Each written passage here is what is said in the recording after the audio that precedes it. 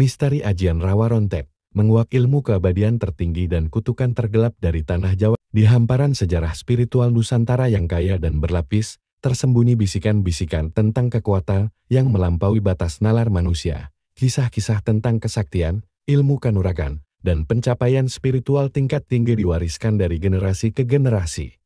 Menjadi bagian dari folklore, sekaligus cerminan pandangan dunia masyarakatnya. Di antara ribuan ilmu yang ada satu nama yang selalu diucapkan dengan nada bergetar, campuran antara kekaguman dan kengerian yang mendalam. Nama itu adalah Ajian Rawa Rontek. Ini bukanlah sekadar ilmu kebal biasa. Rawa Rontek adalah puncak dari pencarian manusia akan keabadian. Sebuah aji atau mantra sakti yang menjanjikan kehidupan tanpa akhir melalui cara yang paling mengerikan sekaligus menakjubkan. Pemiliknya konon tidak bisa mati.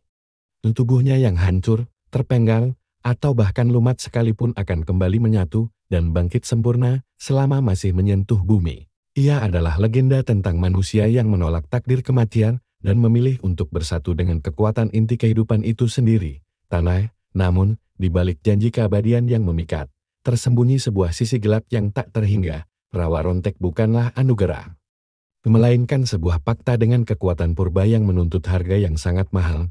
Ia adalah kutukan yang mengikat jiwa, sebuah penjara abadi yang merenggut hak paling asasi seorang makhluk hidup, hak untuk beristirahat dalam damai. Artikel ini akan membawa Anda menyelami lorong-lorong terdalam dari legenda Ajian Rawa Rontek. Akar legenda, dari mana datangnya kekuatan penyatu bumi?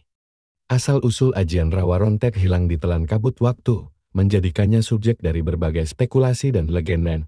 Tidak ada satupun kitab kuno yang secara gamblang mencatat siapa pencipta pertamanya. Namun, beberapa tradisi lisan mengaitkannya dengan era para dewa atau zaman ketika ilmu sihir dan spiritualitas masih menjadi bagian tak terpisahkan dari kehidupan sehari-hari. Salah satu teori yang paling kuat menyatakan bahwa ilmu ini lahir dari pemahaman mendalam para pertapa dan resi Jawa kuno terhadap unsur-unsur alam. Mereka mengamati siklus kehidupan. Pohon yang tumbang akan membusuk dan kembali menjadi tanah. Lalu dari tanah yang sama akan tumbuh tunas baru. Tanah atau bumi dianggap sebagai ibu dari segala kehidupan, sumber regenerasi abadi. Para penganut aliran ilmu hitam kemudian mengambil konsep ini dan memutarnya untuk tujuan pribadi. Mereka mencari cara agar tubuh manusia bisa meniru siklus regenerasi tanah tersebut. Melalui ritual yang sangat berat dan seringkali melibatkan pertumpahan darah, serta persekutuan dengan entitas gaib penguasa bumi, mereka berhasil menciptakan sebuah mantra yang mampu menyatukan jiwa dan raga mereka dengan esensi tanah. Legenda lain mengisahkan bahwa Rawa Rontek adalah ilmu warisan dari para raksasa atau denawa dari zaman pra-Mahabharata. Para raksasa ini memiliki fisik yang luar biasa kuat dan sulit dibunuh. Ilmu mereka kemudian dicuri atau dipelajari oleh manusia sakti yang berhasil menaklukkan mereka.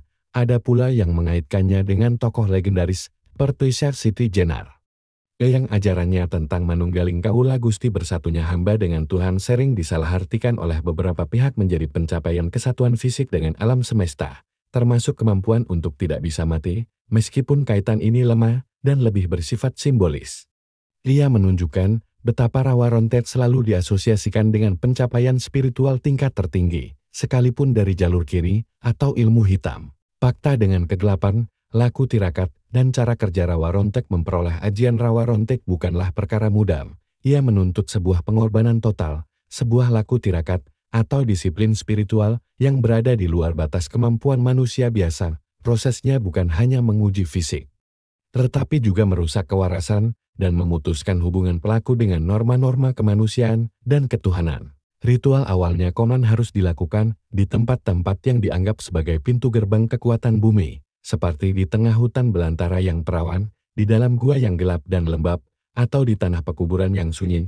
Sang calon pemilik aji harus menjalani puasa selama berhari-hari. Seringkali dengan cara mutih hanya makan nasi putih dan air putih, atau bahkan nebleng tidak makan, tidak minum, dan tidak tidur dalam kegelapan total. Selama proses ini, mereka akan terus-menerus merapalkan mantra inti Rawa Rontek. Mantra ini dipercaya berfungsi sebagai kunci untuk membuka segel energi dalam tubuh dan menyelaraskannya dengan frekuensi energi bumi. Tahap paling mengerikan dari ritual ini adalah pengorbanan. Beberapa versi menyebutkan perlunya persembahan darah, baik dari hewan-hewan tertentu maupun dalam aliran yang paling sesat, darah manusia. Puncaknya, sang pelaku harus mengubur dirinya hidup-hidup selama beberapa hari. Sebuah tindakan simbolis untuk mematikan jasad manusianya dan melahirkannya kembali sebagai makhluk baru yang telah menyatu dengan tanah. Setelah berhasil melewati semua tahapan ini, era kerja rawa rontek pun aktif. Secara konseptual, ilmu ini mengubah komposisi spiritual dan metafisik tubuh.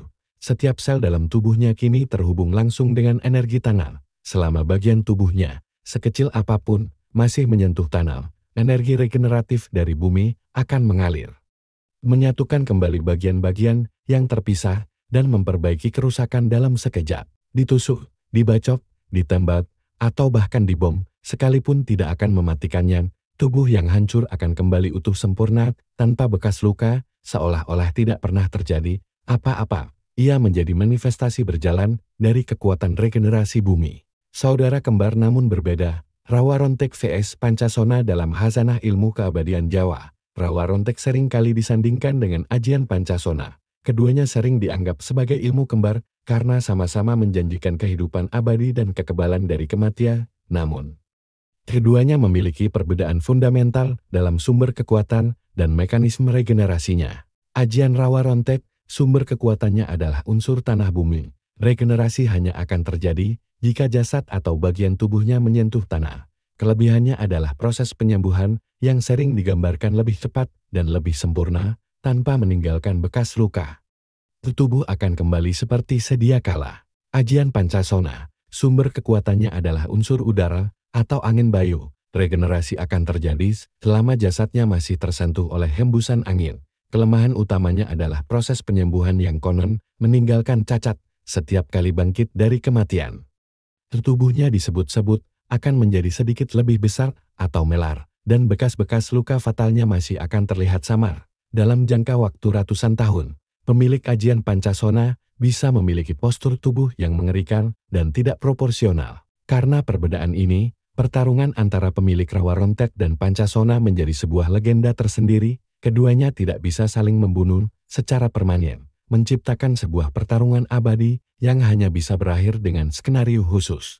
Harga sebuah keabadian, kutukan dan sisi gelap yang mengerikan inilah inti dari tragedi Rawa Rontek. Keabadian yang ia tawarkan adalah sebuah ilusi yang menutupi penderitaan tanpa akhir. Harga yang harus dibayar jauh lebih mahal dari kekuatan yang didapat. 1. Kehilangan kematian yang damai. Kematian adalah anugerah, sebuah pintu menuju peristirahatan. Setelah perjalanan panjang di dunia, pemilik Rawa Rontek kehilangan anugerah ini. Ia tidak bisa mati. Bahkan jika ia menginginkannya, ia akan terus hidup menyaksikan zaman berganti. Orang-orang yang dicintainya menua dan meninggal, peradaban naik dan runtuh. Ia menjadi penonton abadi yang terasing dari siklus alam, rasa lelah, bosan, dan putus asa yang terakumulasi selama ratusan tahun bisa berubah menjadi sebuah siksaan psikologis yang lebih menyakitkan dari siksaan fisik manapun. 2. Keterikatan pada dunia fisik. Jiwanya terikat erat pada bumi. Ia tidak bisa mencapai alam spiritual yang lebih tinggi atau moksa. Saat dunia kiamat dan seluruh alam semesta hancur, ruhnya dipercaya akan tetap terikat pada serpihan-serpihan bumi, menjerit dalam kesendirian dan kehampaan abadi.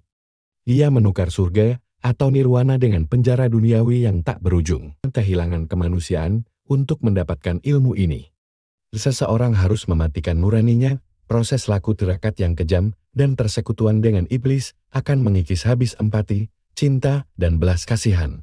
Hatinya menjadi sekeras batu. Ia mungkin masih memiliki wujud manusia, tetapi jiwanya telah berubah menjadi sesuatu yang lain, sesosok monster yang hanya hidup untuk mempertahankan eksistensinya.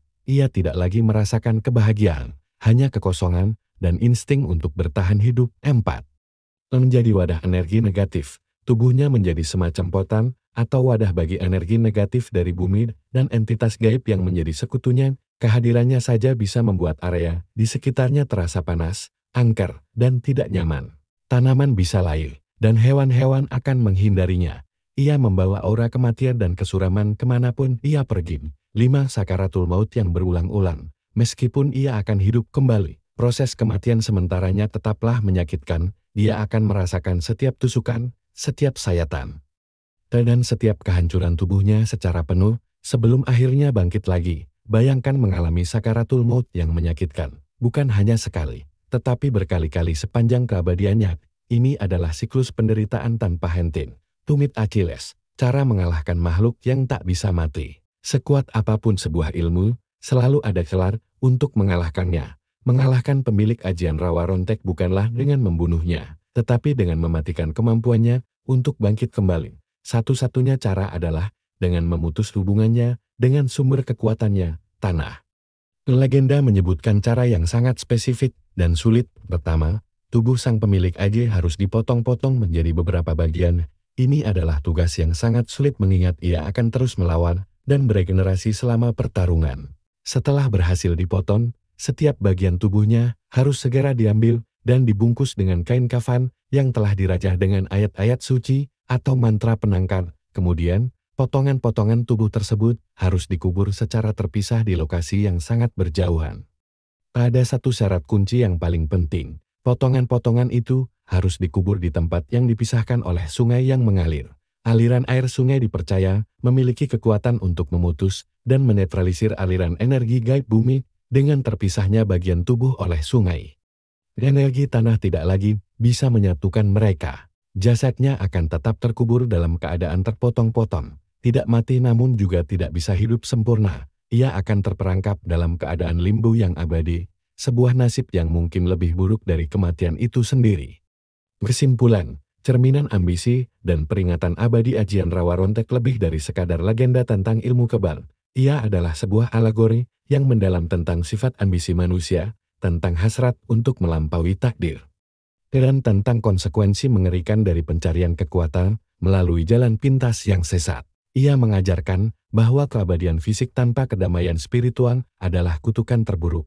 Kisah Rawa Rontek adalah pengingat abadi bahwa dalam kebijaksanaan Jawa dan banyak tradisi spiritual lainnya, tujuan tertinggi kehidupan bukanlah hidup selamanya, melainkan hidup dengan baik dan menerima siklus alamiah dengan ikhlas. Keharmonisan dengan alam semesta tidak dicapai dengan menaklukkannya, tetapi dengan menjadi bagian darinya secara wajar. Rawa Rontek adalah simbol dari pemberontakan terhadap harmoni tersebut.